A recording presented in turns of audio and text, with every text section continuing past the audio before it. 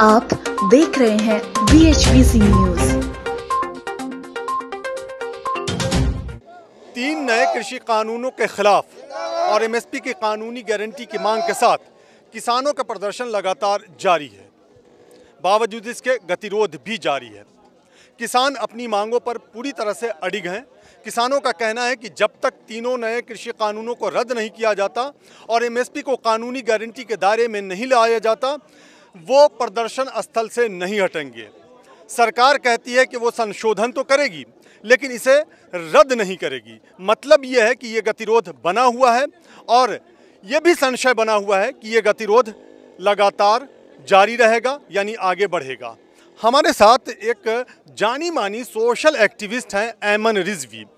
हम उन्हीं से बात करते हैं इसी सिलसिले में। ऐमन रिजवी, आपका स्वागत है। जी शुक्रिया सर। जी ऐमन रिजवी, चलिए यहीं से शुरुआत करें तो ज़्यादा बेहतर होगा। आंदोलन जीवी परजीवी से शुरुआत करें तो ज़्यादा बेहतर होगा, चूँकि आप शाहीन बाग में भी काफ़ी एक्टिव थी और यहाँ भी काफ़ी एक्टिव हैं। जो परिभाषा प्रधानमंत्री ने विकसित की है, उस परिभाषा के दायरे में आपको क्यों ना लाया जाए? इनका तो ये ड्रामेबाजी शुरू से चल रही है। अगर आप NRC में देखें तो उस वक्त भी इन्होंने हमें मिनी पाकिस्तान से कह के हमें गाली दी थी। मतलब आप किसी भारतीय को अगर पाकिस्तान से मिला रहे हैं तो यानी आप भारतीय को गाली दे रहे हैं। और हमारे जो अमित शाह थे, उन्होंने इतना गलत स्टेटमेंट दिया था। उन्होंने कहा था कि बाबरपुर पे ऐसा बटन दबाओ कि करंट शाहीन बाग तक जाए। कौन थे अमित शाह? कितनी रेपुटेटेड पद पर थे। तो हम तो बदनाम लोग हैं क्योंकि हम भारत जीवी हैं, है ना। अब इन्होंने जैसे किसानों को बोला, मोदी जी ने पार्लियामेंट, भारत जीवी नहीं, आंदोलन जीवी। हम भारत जीवी है क्योंकि हम पहले भारत जीवी, बाद में आंदोलन जीवी हैं। लेकिन हम पैरासाइट नहीं है, पैराजीवी नहीं है जो उन्होंने बोला है। क्योंकि उसका मतलब होता है गंदी नाली के कीड़े, जो मोदी जी ने इन किसानों को बोला है। एक तरफ तो मोदी जी इनको गंदी नाली का कीड़ा बोल रहे हैं, दूसरी तरफ इनको आंदोलन जीवी बोल रहे हैं, तीसरी तरफ इनको ज़बरदस्ती मुसलमानों से टैग करने के लिए जमात लफ्ज़ यूज़ कर रहे हैं। तो मोदी जी जमात लफ्ज़ को ज़रा जाकर डिक्शनरी में देखिए। माना कि आप चाय वाले हैं, माना कि आप पढ़े लिखे नहीं हैं, लेकिन जमात का मतलब होता है संगठित होना। बहुत सारे लोगों के जमावड़े को कहते हैं जमात। तो इस तरह आप ज़बरदस्ती उर्दू के लफ्ज़ों को लाकर ये कहना कि नहीं यहाँ पर मुसलमान आ रहे हैं, इसको बदनाम कर रहे हैं, टोपी वाले आ रहे हैं, तो मैं तो सरदार नहीं हूँ। देखिए मैं सरदार नहीं हूँ उस वक्त, तो यानी मैं खालिस्तानी हो गई। तो आप खुद भारत को बदनाम करना चाहते हैं। मोदी जी, अगर आप इनको आंदोलन जीवी कह रहे हैं तो फिर आप बताइए कि वो आप गुजरात जीवी थे, गुजराती जीवी थे जब आप गुजरात के CM थे और अन्ना हज़ारे बैठे थे। तो आप क्यों आए थे यहाँ पर आतंक जीवी बनने? क्यों आए थे आप दिल्ली की रामलीला मैदान में जब वहाँ पर अन्ना हज़ारे बैठा था? तो यानी ये काम करें तो बहुत अच्छी बात, और अगर दूसरा बंदा वो वाला काम करे तो बहुत ख़राब बात। मोदी जी ने पहले तो इनको खूब इनका मखौला उड़ाया, इन्हें गंदी नाली का कीड़ा बोला। अगले दिन मोदी जी ने घड़ियाल के आंसू बहाने शुरू कर दिए कि नहीं ये हमारे से बात करें, 2 कदम ये आएँ, 2 कदम हम वो आएँ। आज उन्होंने कहा कि नहीं ये बहुत पवित्र आंदोलन चल रहा है, किसान पवित्र है। तो आपने किसी थाली में कांटे देखे हैं? जब पूजा की थाली होती है उसमें कांटे नहीं होते मोदी जी, फूल होते हैं। जब ये फूल हैं तो फिर दिल्ली की सरहदों पर कांटे किसके लिए लगाए हैं? किसके लिए लगाएं? तो आप अपना स्टेटमेंट को पहले ज़रा सही कहें। पहले बताइए आखिर ये लोग हैं कौन। पहले इस बात की व्याख्या करें कि ये आंदोलन जीवी हैं, परिजीवी हैं, अंतरिक्ष जीवी हैं, भारत जीवी हैं। कौन से जीवी हैं ये, और कौन वो लोग हैं जिनको आपने अपना मोबाइल नंबर दिया है कि 1 कॉल की दूरी से हैं? आप ही बताइए। मीडिया जीवी हैं आप मेरे सामने, क्या आपके पास वो मोबाइल नंबर है जो मोदी जी ने दिया है? आप भी तो मीडिया जीवी वाला रोल प्ले कर रहे हैं, यहाँ पर आकर सच सच दिखा रहे हैं। इसीलिए आपकी नाक में लगाम डालने के लिए, नकेल कसने के लिए मोदी जी यूट्यूब पर भी लगाम कसने की तैयारी में है कि नहीं भाई ये लोग ये नहीं करेंगे। ट्विटर को भी इन्होंने BJP का हेडक्वार्टर समझा था, अमेरिका को बोला जी भाई बैन कर दो। उन्होंने 1300 यूट्यूबर के नाम, उनको ट्विटर वालों के नाम भेज दिए। तो मोदी जी वो BJP का हेड ऑफिस नहीं है, वो ट्विटर है जो अमेरिका के पास है उसका इख्तियार। हर बात में आप इतना ड्रामेबाजी मत करिए कि हर आवाज़ को आप इस तरह नहीं दबा सकते, क्योंकि ऊपर भी एक पावर बैठी हुई है। जब आप भारत के लोकतांत्रिक देश के प्रधानमंत्री बने तो हिटलर बनने की कोशिश मत करें। जिस तरह हिटलर ने 1920 में यहूदियों को कुचला था और कहा था गंदी नाली का कीड़ा, सेम वही 2021 में मोदी जी ने भारत के किसानों को गंदी नाली का कीड़ा बताया है। नहीं, हिटलर और प्रधानमंत्री मोदी का मवाजना, आप चूँकि आप उर्दू में बोल रही तो मैंने ये उर्दू शब्द का प्रयोग कर लिया।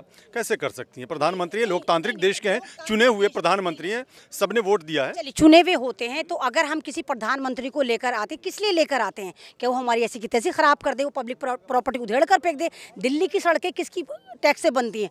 पब्लिक के टैक्स से बनती है। क्या मोदी जी ने पूछा एक बार भी दिल्ली वासियों से थे कि मैं दिल्ली को बर्बाद करने जा रहा हूँ, तुम्हें मंजूर है नहीं है। किसानों ने कब कहा मोदी जी कि वो दिल्ली पे चढ़ाई कर रहा है? फिर आपने दिल्ली को क्यों धेड़ा?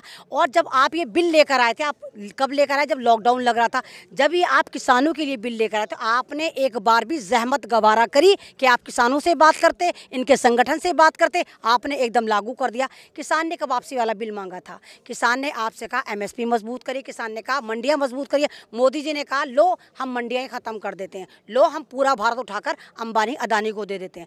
भारत में क्या बचा था? सिर्फ ज़मीन बची थी। और इनको पता है कि भारत की ज़मीनें सोने का अंडा हैं, क्योंकि आप फिल्मों में भी देखिए, जहाँ डाल डाल पर करती है सोने की चिड़िया बसेरा, यानी मेरे खेत खलियान सोने की चिड़िया हैं। तो मोदी जी ये सारा का सारा अंबानी अदानी को जो उठा कर देना चाहते हैं, तो ये भारत का अन्नदाता होने नहीं देगा। वो सड़कों पर मर जाएगा, लेकिन नहीं जाएगा वापस। मोदी जी कहते हैं नहीं भाई बिल वापसी नहीं लेंगे, ये काला कानून नहीं है, सफ़ेद कानून है, लाल कानून, जो भी कानून है। तो किसान भी ये कह रहा है कि बिल वापसी तो घर वापसी, वो जाएगा ही नहीं। वो सन 2024 सन 2025 जब तक बैठा रहेगा, जब तक ये बिल वापस नहीं होगा, क्योंकि मौत दोनों सूरतों में है। आपने ये बिल बनाकर किसानों को मौत दी है, तो वो अपनी मौत खुद इस्तकबाल कर रहा है। कफन लपेट के सड़कों पर खड़ा है, दिल्ली की सरहदों पर खड़ा है कि मोदी जी हमें मार दो, लेकिन बिल वापसी जब तक नहीं होगी हम घर वापसी नहीं करेंगे। नहीं चलिए, अब तो ये एक मिनट, ये तो कानून की नहीं, एक मिनट कानून की बात है, अब तो बिल है नहीं, अब तो कानूनी शक्ल इख्तियार का जो, हालांकि इस पे रोक भी लगा दी थी सुप्रीम कोर्ट ने कुछ वक्तों के लिए। आप यहाँ पे जो मतलब गाज़ीपुर बॉर्डर पे आती हैं, वहाँ भी सिंघू भी जाती हैं और टिकरी भी जाती हैं? जी मैं गाज़ीपुर भी गई हूँ, आती हूँ, सिंघू भी जाती हूँ, टिकरी भी गई हूँ, बुराड़ी भी गई हूँ, यहाँ पर मायावती पार्क में भी लगा हुआ है, बहुत सारी जगह मैं गई हूँ। और कम से कम सिंघू बॉर्डर भी मैं अब तक मेरा ख्याल से 24-25 बार जा चुकी हूँ। अब मुझे लगा गाज़ीपुर में ज़्यादा ज़रूरत है तो मैं गाज़ीपुर में नज़र आती हूँ, जहाँ ज़रूरत होती है, क्योंकि हम तो एक आवाज़ हैं। अगर हम आवाज़ निकालेंगे जब भी दुनिया को पता चलेगा। अगर हम इन सब पब्लिक को देखें तो ये हमें सुनने नहीं आए, ये लोग ये देखने आए हैं कि जो हम बोलने वाले हैं, हम इनकी बात को कहाँ कहाँ तक पहुँचा सकते हैं, और सच्ची बोल रहे हैं झूठ बोल रहे हैं। तो ये तालियां बजाने नहीं आए, ये हमारी तरफ उम्मीद से देख रहे हैं कि हम इनकी बात को सरकार तक किस तरह पहुंचाते हैं। ये पगड़ी जो आपने पहन रखी है किस लिए? मैंने पगड़ी, मुझे अच्छी लगती है पगड़ी। और जिस तरह अभी सरदारों को बदनाम कर रहे हैं, खालिस्तानी को बदनाम कर रहे हैं, तो पंजाब मेरे भारत का अटूट अंग है। अगर आप खालिस्तानी कहेंगे तो हाँ, मुझे इतना सा भी संकोच नहीं है कि हाँ मैं अमन रिजवी भी खालिस्तानी, क्योंकि खालिस्तानी का मतलब होता है प्योर, जिसमें कोई मिलावट ना हो। तो हम प्योर हैं, हम भारतीय हैं, प्योर भारतीय हैं। तो चाहे पगड़ी बांधें, चाहे हम ज़ाफ़रानी स्टॉल डालें, चाहे हम झंडा डालें, चाहे दुपट्टा ओढ़ें, चाहे बुर्का ओढ़ें, हम हर सूरत में भारतीय थे, भारतीय हैं और भारतीय होकर मरेंगे। लेकिन प्रधानमंत्री तो कह रहे हैं ना कि हम बात करने को तैयार हैं। अभी आपने देखा लोकसभा में अभिभाषण पर स्पीच देते हुए, यानी जवाब देते हुए उन्होंने ये बात कही। हालांकि ये भी अलग बात है कि उन्होंने राज्यसभा में भी और लोकसभा में भी वो आंदोलनजीवी, परजीवी और एफडीआई की नई परिभाषा विकसित की, लेकिन उन्होंने साथ में ये भी तो कहा कि हम वार्ता के लिए तैयार हैं, वार्ता हो। तो एक बात तो बताइए, ये किसान मिसाइल थोड़ा ही हैं, ये तो किसान है। किस तरह बात होगी? आपने कम्युनिकेशन ख़त्म कर दिया, आपने यहाँ पर जैमर लगा दिए, मोबाइल इनके काम नहीं करते, नुमाइंदे आपके नहीं आते, तो जूम पे मीटिंग कर लीजिए ना। मोदी जी आप कह रहे हैं कुछ कदम की दूरी पर हैं, तो ये परिंदे तो नहीं है, फाख्ता कबूतर तो नहीं है कि उड़ के चले जाएंगे। आपकी जो 20-20 लेयर की आपने बाधाएं लगा रखी हैं, ये कबूतर थोड़ी, ये तो किसान है भाई। तो किस तरह आएंगे, किस तरह बात करेंगे मोदी जी? कौन सा सब्सिट्यूट है, कौन सा वो एक तरह का कम्युनिकेशन है जिससे आप बात करेंगे? आप बात नहीं करेंगे। मोबाइल नंबर आपका नहीं, आपने कहा एक कॉल की दूरी पे, एक कॉल की दूरी पे, तो किसके पास है मोबाइल नंबर? क्या अंतरिक्ष में दे रखा है? अंतरिक्ष जीवियों के पास है आपका मोबाइल नंबर, क्योंकि इन किसानों के पास तो नहीं है, मेरे पास तक नहीं है आपका नंबर। तो किन लोगों को आपने नंबर दे रखा है और किन लोगों से आप बात करेंगे? जब ये सारे आंदोलन जीवी हैं, जब ये किसान है ही नहीं, तो मोदी जी पहले तो आप ये डिसाइड करें, आया कि जो सड़कों पर पड़े हुए ये हैं कौन? हम भी तो परेशान हैं। ये आंदोलन जीवी हैं, ये किसान है, गंदी नाली के कीड़े कौन है, या खालिस्तानी है? पहले तो आप यही बता दो, ये हैं कौन? नहीं, उन्होंने तो ये भी कहा ना कि आंदोलनकारियों और आंदोलन जीवियों में फ़र्क समझना होगा, तो उन्होंने तो स्पष्ट कहा ना ये। तो हमने भी फ़र्क समझा ना, हमने भी फ़र्क समझा। जिस तरह कपड़ों से पहचानने थे, हमने भी पहचाना कि इस वक्त जो सत्ता में सरकार बैठी हुई है वो बीजेपी की नहीं है, वो आरएसएस की सरकार है। हमें भी पता है वो सारे के सारे नारंगी जीवी हैं जो हमारे पे हुकूमत कर रहे हैं, जो हमें गुलाम बनाना चाहते हैं। हमें भी पता है आंदोलन जीवी का क्या मतलब है भाई। जब आप टीचरों पर जुल्म करेंगे, आप स्टूडेंट पे जुल्म करेंगे, आप भारत के लोगों पर जुल्म करेंगे, आप अन्नदाता पे जुल्म करेंगे, तो जाहिर सी बात है अंतरिक्ष के लोग तो नहीं आएंगे इनको सपोर्ट करने। भारत के लोग हैं तो भारत के लोग ही तो आएंगे। तो अगर वो लोग बार बार वहां जाकर पाए जाते हैं तो आप उनको आंदोलन जीवी कह रहे हैं। हाँ, तो ये आंदोलन जीवी है। जीवी का मुराद होता है जिंदा लोग, ये मुर्दा लोग नहीं है। अच्छा, ये बताइए कि ये जो 3 नए कृषि कानून बनाए गए हैं, इसमें क्या ऐसी कमियां हैं जिसको लेकर के आप मुखर हैं और किसानों के समर्थन में, ज़रा बताएं।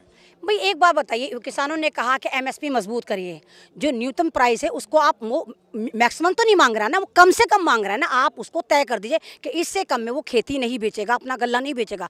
मोदी जी ने उसको मजबूत नहीं करा। मोदी जी ने कहा नहीं, हमने कब बात करी, वो जो था वो है रहेगा।